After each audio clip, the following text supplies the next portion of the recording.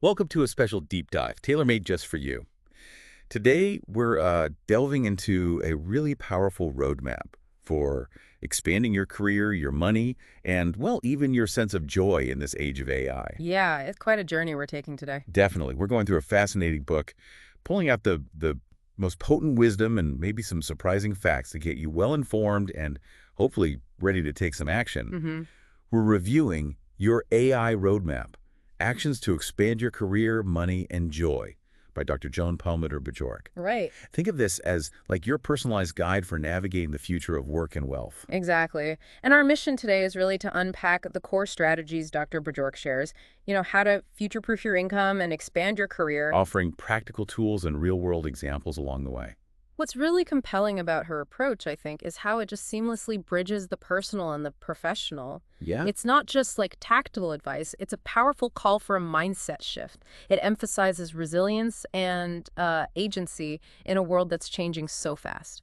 It really is a comprehensive look at how to thrive, not just survive. Totally. And just to be clear, this deep dive is made possible by EasyMasterAI.com, your essential resource for learning about AI and discovering tools to make money with AI. Good point.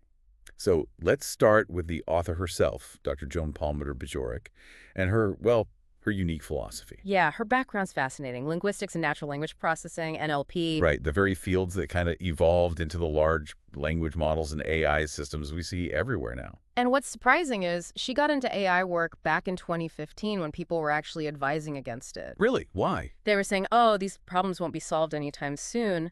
But she saw the potential, like in tools, Duolingo, for example, and really wanted to be in the rooms where these big projects were happening. And she shares some pretty candid experiences too, right? Yeah. About AI company layoffs. Oh, yeah. Very open about it. Like 30% of a company just gone in a day. Wow. But instead of defeating her, those events actually fueled her resilience, pushed her towards entrepreneurship. It's interesting how openly she discusses careers and wealth. You mentioned she admits even her own family finds it a bit uncomfortable. Which brings up a really important question, doesn't it? How do we shift our own stories around money and ambition when, society or even family kind of discourages talking about it? Yeah. She positions herself like a friend, rad cousin, or ridiculously bold niece. It lets her be super direct and inclusive about topics that are often, well, taboo. And that connects directly to one of her, Joan's hot takes, as she calls them. Yes. If you believe you can, you can. If you believe you can't, you can't. Ultimately, you'll prove yourself right. It's so powerful. And it's not just positive thinking, is it? No, not at all. She explains how actively cultivating that belief, often fighting external doubts, is really the first actionable step. She even says she's not necessarily more talented than her peers, but that unwavering belief in herself, well, that's been a key difference maker. A belief as an action. Exactly. And building on that mindset piece, she introduces a really practical, research-backed framework for goal setting. It's called the WOOP method. Woo. Okay. Yeah, WOEP. Yeah. Stands for Wish, Outcome, Obstacle, Plan. And it's based on, get this, 20 years of research by Dr. Gabrielle Oettingen. 20 years. Wow. Okay, so break it down. Wish. First, you define your wish, a clear, really inspiring goal. Then you vividly imagine the outcome, the biggest, most exciting version of that dream. Like mentally rehearse succeeding. Okay, outcome. Got it. Next, and this is maybe the most transformative part, you identify and really figure out how you'll tackle the obstacles. Yeah, the obstacles, the tricky part. The tricky part, exactly. And finally, you create a concrete plan to deal with those hurdles you know are coming. Wish, outcome, obstacle, planned LEP. She gives this incredibly compelling example. Arlen Hamilton. You might know her from the book. It's About Damn Time. Oh, yes. Her story is amazing. Right. So back in 2015, Arlen was living on food stamps, homeless, literally sleeping on the floor of the San Francisco airport. Hadn't even gone to college. Just incredible odds. Totally. But by applying this WOOP method, she became a multimillionaire investor, raised millions despite facing huge obstacles, no money, no connections, and, the white patriarchy and venture capital. So what was her whoop? Her wish, become an investor. Outcome, raise millions, invest in startups. Obstacles, money, connections, that systemic bias. Her plan, educate herself and, as she put it, kick her way into those VC rooms. It's that obstacle phase of WOOP that seems so potent, right? Because it forces you to confront the real stuff, the perceived limits holding you back. Absolutely. It's a systematic way to think critically about your path. And without naming those fears, those hurdles, we often fall into what Dr. Bajorek calls pine coning. Pain coning. Yeah. Like collecting pine cones. Sort of. It means getting lost in busy work to avoid dealing with intense emotions or fears. Just keeping busy instead of facing the hard stuff. I think I know that feeling. Strategic busy work. We've all been there. She really stresses getting outside perspectives to help you see things clearly when you're stuck in that. Okay, so mindset is foundational. Then, where does she go next? Right. So with that mindset shift sort of in place, she moves to something maybe more external, but just as crucial. Yeah. People and your personal brand. People. Okay. She has this, well, she calls it an aggressive strategy for career building. Get ready for this. Allocate 80% of your effort to networking. 80%. Wow. Yeah. What about skills and projects? Only 15% to projects and just 5% to skills, unless, specific feedback tells you otherwise. 80, 15, 5. That's counterintuitive. It really is. But she backs it up with data. She says, people-first networking is not just advice. This is a data-driven and powerful strategy based on 20 million people and 2 billion connections. Okay, 20 million people. That's significant. She talks about the difference between strong ties, your close friends, family, and weak ties. Weak ties, like acquaintances. Exactly. Friends of friends, old colleagues you barely keep in touch with. And paradoxically, she says, these weak ties are often way more powerful for career advancement. How so? Because they connect you to totally new networks, new information, opportunities you just wouldn't find in your usual circle. Interesting. She shares the story about Taylor's dad. Taylor was this top performer, burning out, applying for jobs online, getting nowhere. Been there. Right. Finally tells his dad he's looking. Dad mentions it to an old friend, a really tenuous, weak tie, who happened to know her company was hiring for a role Taylor was perfect for. And let me guess. Led to an interview, and bam, job offer landed. Wow. So it wasn't the direct applications. It was the random weak connection. Exactly. It just highlights how crucial it is to consciously build and, leverage your network. Okay, that 80% networking, 5% skills rule is still pretty provocative, though. I mean, especially now with AI changing everything so fast. Don't we need to constantly upskill? That's a fair question, and I think her point isn't that skills don't matter at all. It's more that the human connections are what reveal the most relevant skills you need right now. Ah, I see. They give you access to the projects where you can apply those skills and ultimately lead you to the opportunities where those skills actually pay off. It's about prioritizing the pathways to opportunity. Okay, that makes more sense. So networking first. What's next after that 80%? Honing your personal brand. Right, personal brand. What exactly does she mean by that? Simply who people know you to be, separate from whatever company you work for at the moment. Which is super important now, with layoffs being so common. Your job could vanish, but your brand stays. Precisely. It's a relatively new concept in the grand scheme, but critical now. And she really emphasizes, LinkedIn calls it the most powerful platform professionally in AI. Does she give examples? Her own. She saw like 160% follower growth on LinkedIn and talks about getting life-changing opportunities just through DMs. Everything from a few $100 to, well, 8-figure contracts. 8 figures through LinkedIn DMs. Mm-hmm. Okay, pay attention, everyone. Seriously. And she breaks down the practical stuff too, like using clear adjectives to describe yourself professionally, ambitious, approachable, technical, whatever fits. Choosing consistent colors, she often wears blue or black. And being strategic with your headshots and, importantly, your LinkedIn banner. The banner, like the background image. Yeah. Hers highlights keywords like artificial intelligence and data and her roles. Entrepreneur, investor, keynote speaker. It's prime real estate. So it's about being really intentional, not just random posts. Exactly. Yep. Strategic and thoughtful, not just, as she says, throwing spaghetti at the wall. So you need authenticity, but also like professional boundaries, right? Your online self needs to match your goals. That really hits on a key tension, doesn't it? How do you balance being authentic with strategic presentation online? Yeah. Having different personas, maybe your professional self versus your private self, and setting clear boundaries about what you share seems key. It's about being true to yourself, but also, effective. Okay, so brand is honed. Yep.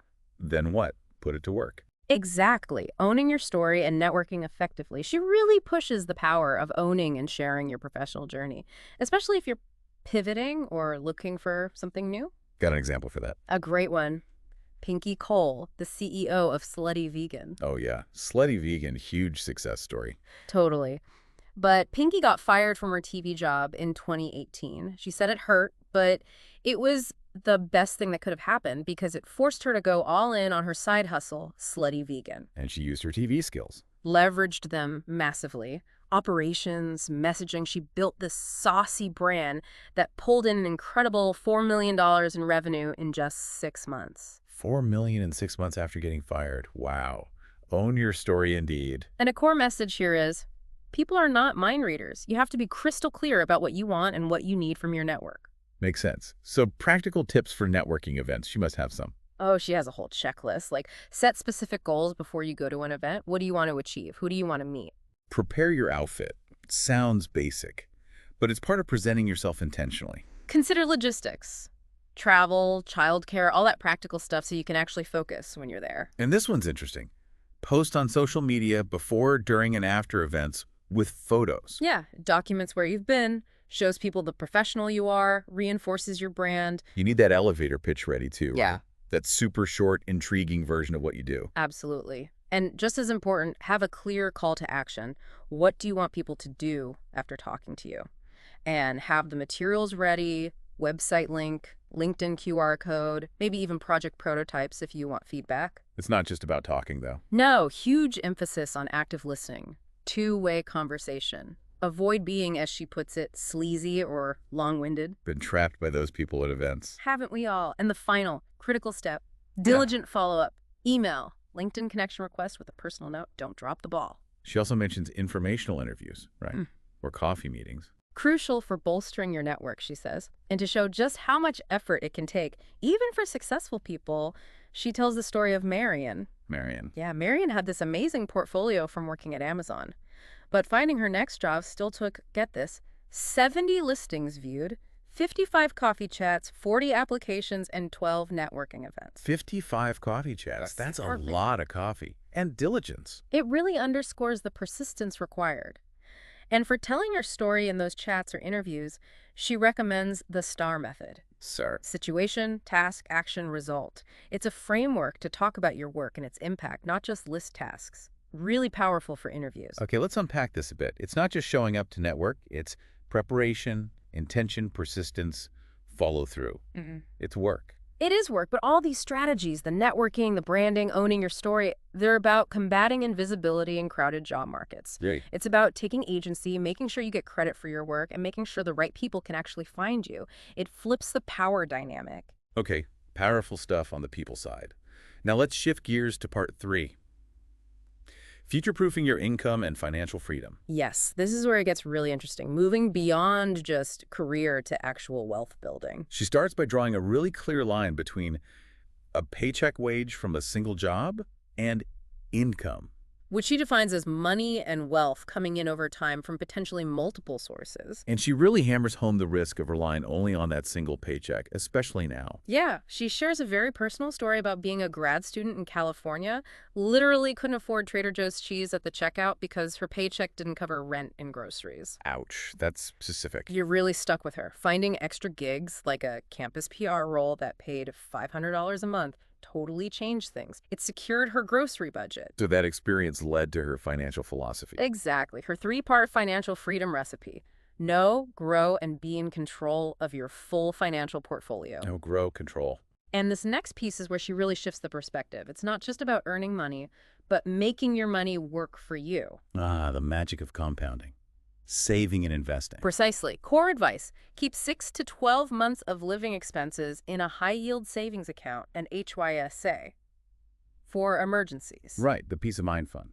She mentioned rates around 4.6% APY as an example. Yeah, having that buffer gives you calm, helps you sleep better. But beyond that emergency fund, she insists you must invest. Your money's making money, she says. And she illustrates this pretty dramatically, right? With a savings versus investing example. Super clear example. Save $833 a month for 10 years in a 0% savings account. You get $100,000. Okay. Invest that same $833 a month in a diversified stock portfolio. Assuming historical returns, you could end up with something like $144,181. That's over $44,000 more just from investing instead of saving. Exactly. And she also brings up inflation. That 2% the Fed targets, it eats away at savings. Money in a 0% account is actually losing 2% of its value each year. So saving alone means you're falling behind. You must invest, my dear reader, she says. She really drives that home. And she stresses diversification, too. Only one stock is risky. Did she get burned by that? Yep, mentions losing money on Zoom stock because she wasn't diversified. Advocates for diversified portfolios, maybe using exchange-traded funds, ETFs. Like VOO, the Vanguard S&P 500 ETF. That's the example she uses. It bundles hundreds of stocks. Microsoft, Amazon, Tesla are in there, so it simplifies diversification for you. And she backs this up with historical data. Yeah, it talks about the stock market's resilience over 150 years, and research showing that if you stay invested for 8+ years, your chance of actually losing money drops to less than 5%. Less than 5% chance of loss after 8 years. Yeah. That's compelling. It really emphasizes that the key isn't timing the market perfectly, it's time in the market. Duration matters most. Yeah, the evidence is pretty clear there. Long-term consistency beats trying to get rich quick. It challenges that whole mentality, encourages patience. Definitely a more strategic, less frantic approach to building wealth. So building on investing, she then pushes us to think bigger, right? Talking about 7 figures and tackling money taboos. She references Rachel Rogers, author of We Should All Be Millionaires. Right. Why shoot for 7 figures? Rogers argues, and Bajorek echoes, that even households earning $100,000 can be just one emergency away from financial distress, especially for women who often earn less. That's a sobering thought. So the logic is simple, if blunt. You can only save as much as you earn, so let's earn more. And she shows how higher income makes saving and investing easier. Yeah, with a yearly money examples table. Contrasts like a $30 K grad student income versus a $250 boosted income. Even after higher taxes, the $250 K income leaves so much more leftover money for saving and investing. It just creates way more options. Okay, earn more. But then she tackles why we often don't talk about earning more or money in general. The taboo. She asks point blank, who does it serve when we don't talk openly about money? And her answer? Her answer in the book is pretty direct. The people who currently already have the money and power, white men who run companies, benefit from other people not being paid well. Okay, that's a strong statement. Does she provide data? She does. Cites stats like Fortune 500 CEOs making 400% more than the average employee. Gives the Google CEO example Sundar Pichai making $225 million in 2023, while some Google roles pay, $81K to $119K. That disparity is huge. And then she presents U.S. Census salary data broken down by race, gender, and sexuality. It shows clear inequities, like white straight man estimated at $100K, black straight woman at $63K, white transgender woman at $60K. Wow. Seeing those numbers side by side. Yeah. It really highlights the systemic issue she's talking about. Is your blood boiling right now with frustration, or is that just me? It definitely makes you think. Yeah. And it underscores why she argues building your own wealth is so critical for agency. It raises that point about transparency, right? How can talking openly about money, especially for those most affected by wage gaps, become a tool for empowerment and maybe even systemic change? Exactly. Demystifying wealth, making financial knowledge accessible, it's presented as a way to shift power dynamics. Okay, so that leads naturally into part 4, entrepreneurship and building multiple income streams, taking control. Right. Moving from earning more to creating your own income sources. She introduces her PSS framework here. Success. Product, sales, stay the course. It's her roadmap for scaling an online business, aiming for $1 million in revenue over 24 months, starting with an intense 8 weeks. $1 million in 24 months. Okay, break down PSS. Product. First step. Pick a product. She lists like 41 income stream ideas, digital products, online courses, coaching, consulting, but also things like food trucks or vending machines. Lots of options. Okay, pick something to sell, then sales. Choose 3 core marketing strategies. Could be a podcast, YouTube, social media, webinars, workshops. The idea is to create a marketing flywheel. Marketing flywheel. Where your content feeds your sales efforts and your sales give you insights for more content. It becomes a self-reinforcing cycle. Makes sense. And get paid easily. Yep. Set up simple payment methods, early Venmo, Stripe, website buttons. Don't make it hard for people to pay you. Okay, product, sales, then stay the course. That sounds like the hard part. It often is. But a critical point she makes here is revenue is not profit. Ah, yes. Gross versus net. Super important distinction. She uses a photography business example. $600,000 in revenue sounds amazing. But after $350,000 plus in costs, paying other photographers, website fees, the actual profit was just under $250,000. Still good, but less than half the revenue, a 42% margin. Exactly. So you have to diligently track your money out. She advises getting help from bookkeepers or CPAs. So the PSS framework is basically a roadmap from idea to actual money, breaking down that big $1 million goal. Yeah, it really demystifies it and challenges that idea that you need super complex systems from day one. It's more of a just start philosophy combined with a clear structure. And she also talks about prototyping, right? Taking smaller steps first. Absolutely. Prototyping is about taking small, low-risk actions to test ideas before you go all in. Like what? Could be having 50 coffee chats about a dream job you're considering, or participating in a hackathon to build a small project, or doing one small consulting gig to see if you like it. So you don't have to quit your job and spend thousands on a boot camp immediately. Exactly. Test the waters first. Her hot take here is great. Waiting for your Cinderella moment might have you working in rags for a long time. Ask for help. Love that. Ask for help. And she connects the internal work, WOOP, with the external storytelling, star here too. Yeah, they work together for effective career building. WOOP helps you clarify your internal goals and obstacles. STAR helps you communicate your value externally. Okay, so prototyping lets you explore safely. What does all this lead to? The ultimate goal. Part 5, the feeling of financial freedom and the path forward. Financial freedom, or FI. What does that actually feel like according to the book? She describes it as a deep inner calm, living without that constant financial insecurity or layoff anxiety, having enough money to be resilient through changes, getting older, emergencies. Deep inner calm. I like that. It's about envisioning structuring your days how you want. Maybe traveling, resting more, taking care of family, giving back to the community, not needing a traditional 9 to 5. Yeah, it raises that question beyond just the dollar amount. What does financial joy really look and feel like for you? It's personal. Totally. Aligning your resources with your deepest values and purpose. That seems to be the core. For me, yeah, that financial independence feels more like that calm than a specific number on paper. And Dr. Bajorek really frames wealth as a form of power. Financial control lets you opt out of corporate structures and situations that don't serve you. Giving you choices. Exactly. She highlights people who built wealth against huge odds, basically democratizing power. Arlen Hamilton, again, Black, gay, started on food stamps. Rachel Rogers, Black, mother of 4, started deep in debt. Both built empires. Inspiring examples. And she strongly believes the age of AI has the potential to democratize wealth and power even further. Why AI specifically? Because of the accessibility of online tools and global connections. She argues, think about it, a smartphone, a laptop, Wi-Fi, and time. That's really all you need now to tap into opportunities that were just impossible a few years ago. That is a pretty revolutionary thought. The barrier to entry is lower in some ways. Yeah, and she puts it in historical context. Think about huge societal shifts that seemed impossible at the time. Birth control approval, Voting Rights Act, women getting credit cards, the ADA. Right. Big changes do happen. So she posits maybe the democratization of wealth through AI could be the next big revolution like those, letting more people build wealth and agency outside the old systems. A really hopeful perspective. So wrapping it all up, what's the final call to action? It's simple and direct. If you want to future-proof your career and income, you must take action. No magic bullet, just action. Apply the roadmap, build the network, hone the brand, understand the finances, create multiple income streams, do the work. And she ends with a mantra. A powerful one. We pay it forward, we pay it back. Encouraging you to contribute to a better world as you grow your own wealth and power. Okay. Wow. That was a truly insightful deep dive into your AI roadmap.